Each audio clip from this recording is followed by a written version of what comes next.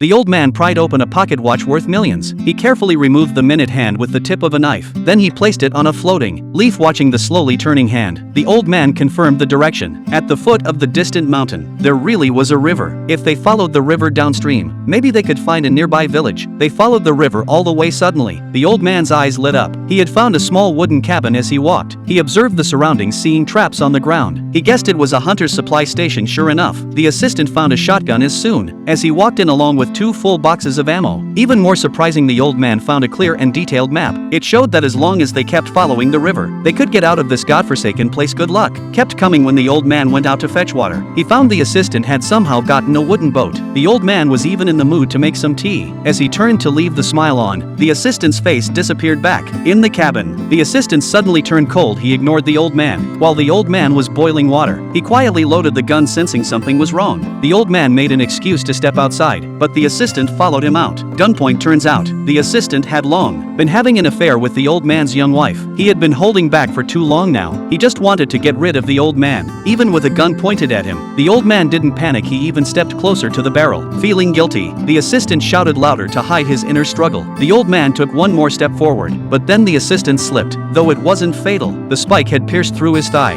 Only then did John realize that when they'd first arrived, Charles had already spotted the trap. Yet he didn't kill John. Instead, he saved him. After bandaging the wound, they both got on the raft. Before long, John woke up saying he was cold. Charles knew very well this was from losing too much blood. Charles built a fire to warm him, maybe knowing he didn't have long. John finally chose to apologize to Charles and said this was all his idea. Charles's wife had nothing to do with it. Then Charles heard a plane, so he threw leaves on the fire. The thick smoke quickly caught the plane's attention. At that moment, they were finally rescued. But when Charles turned around, he found John had stopped breathing. After returning to base, countless reporters wanted to interview Charles, but he walked up to his wife and placed John's watch in her hand. When reporters asked Charles where everyone else had gone, he looked into the distance and said quietly, They died, saving my life.